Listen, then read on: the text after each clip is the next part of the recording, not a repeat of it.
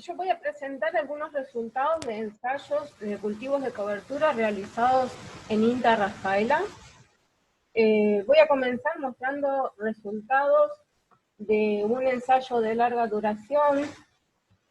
¿Se está viendo algo aquí? Perdón. Un ensayo de larga duración de secuencias agrícolas con cultivos de cobertura iniciados en 2015 en INTA Rafaela. Bueno, les voy explicando. En ese ensayo, entonces, lo que se planteó fueron 4 secuencias agrícolas. Las secuencias, maíz, soja, la secuencia 2, maíz, soja, pero con cultivo de cobertura previo, la secuencia 3, maíz, soja, trigo, soja, y la 4 sería el espejo, digamos, de la 3, pero con cultivo de cobertura previo al maíz. Eso en el campo, esas combinaciones, como tengo todas las fases, todos los años en el campo, me da un total de 10 parcelas por bloque. Eso se inició, como les digo, a mediados de 2015 y a los 3 años y medio de iniciado el ensayo, se realizó un muestreo de suelo donde se determinó la densidad aparente, el carbono orgánico, la estabilidad de agregados y la resistencia de penetración. Los resultados de densidad aparente para las 4 profundidades evaluadas no arrojaron diferencias significativas entre las distintas secuencias. Tampoco se observaron valores altamente críticos de densificación. En relación a, aquí tenemos el carbono orgánico, se determinó tanto en la muestra total, o sea, en la muestra tamizada por 2 milímetros, y en la fracción entre 1 y 2 milímetros. En esta determinación se realizó a los 0,10 centímetros, o sea, en superficie. Y en esas muestras también se determinó la estabilidad de agregados. Vemos aquí, primero que los contenidos, los porcentajes de carbono son similares entre la muestra total y la fracción entre 1 y 2, y a su vez vemos también que no hubo diferencias entre los tratamientos y que la estabilidad de agregados tampoco fue diferente entre los tratamientos. Lo que sí aquí podemos observar, si vemos los resultados en verde, que son las 2 secuencias que tienen cultivo de cobertura, se puede observar una tendencia a acumular más carbono orgánico en dichas secuencias. Siendo que solo han transcurrido 3 años del ensayo, estos resultados son considerados promisorios. Con relación a la resistencia del suelo, se evaluó se evaluó la resistencia hasta los 40 centímetros, y junto con la resistencia se evaluó la humedad gravimétrica. Esto se realizó en todas las parcelas del ensayo, obviamente, y les voy a mostrar primero quería hacer una aclaración de la importancia de tener la humedad medida, ¿no es cierto? El perfil de humedad es necesario para verificar que todos los tratamientos tengan similares contenidos de humedad. Por lo tanto, las diferencias que se pueden atribuir a los factores que estamos evaluando. Yo tengo entonces las curvas de todos los tratamientos. Yo lo que les voy a mostrar son 6 situaciones de a pares para que veamos algunos contrastes. Aquí, por ejemplo, tenemos, en este caso, lo que es rojo es la secuencia 1, que es sin cultivo de cobertura, y aquí es la secuencia 2, la misma con cultivo de cobertura, y aquí es el momento de muestreo. Acá inició el ensayo, pasaron todos estos años, y aquí es como que tomamos la foto de resistencia en este momento. Lo que podemos ver aquí es que hay mayor resistencia sin cultivo de cobertura, y que a partir de aproximadamente los 25 centímetros superamos el valor crítico, el umbral crítico de 2000 kilopascales. Y también aquí observemos que lo importante es que las humedades, bueno, que excepto en este punto superficial, pero en el resto del perfil, son similares. Es decir, que yo puedo atribuir estas diferencias al tratamiento impuesto.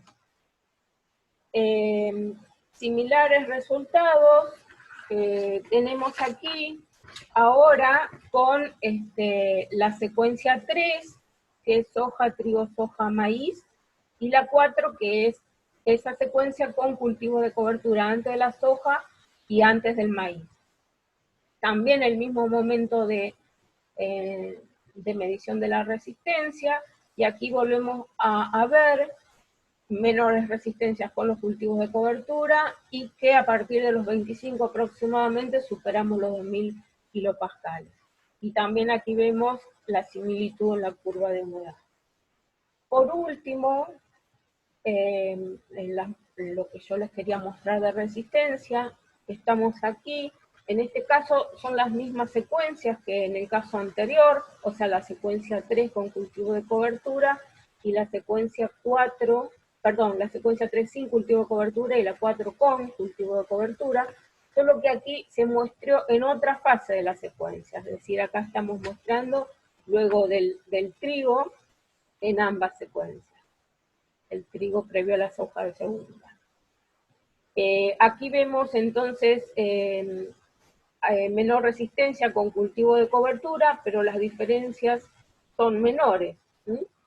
Se puede inferir aquí el efecto de las raíces del trigo, que fue realizado previamente a la soja, que mejora la condición estructural y provocan una disminución de la resistencia en la secuencia, en las dos, pero lo interesante es ver aquí que cómo baja la resistencia en la secuencia sin cultivo de cobertura, y en este caso vemos que nunca supera los 2000 kilopascales, lo que sí había sucedido cuando muestreábamos en la situación donde veníamos de un maíz con muchos meses sin aportes de raíces.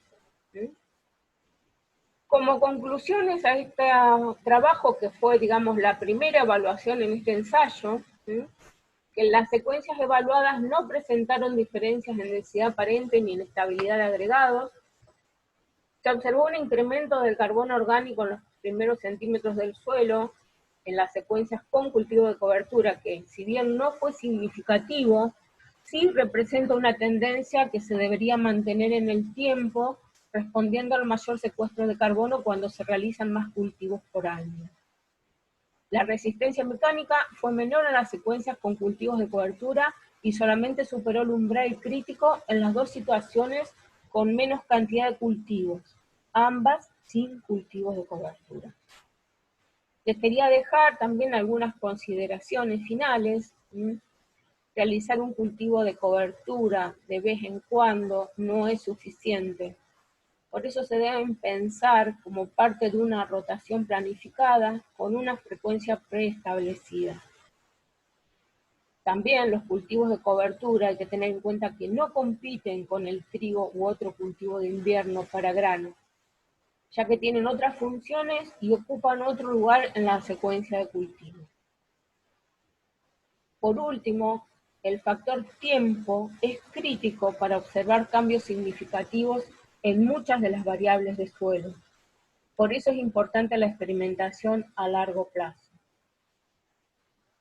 Cuando yo escucho que no da diferencias en carbono, que no da diferencias en estabilidad de agregado, tengo que ver el tiempo en que ese manejo fue impuesto y además también la condición inicial, si está más o menos degradado en relación a esa variable el suelo sobre el cual yo estoy trabajando.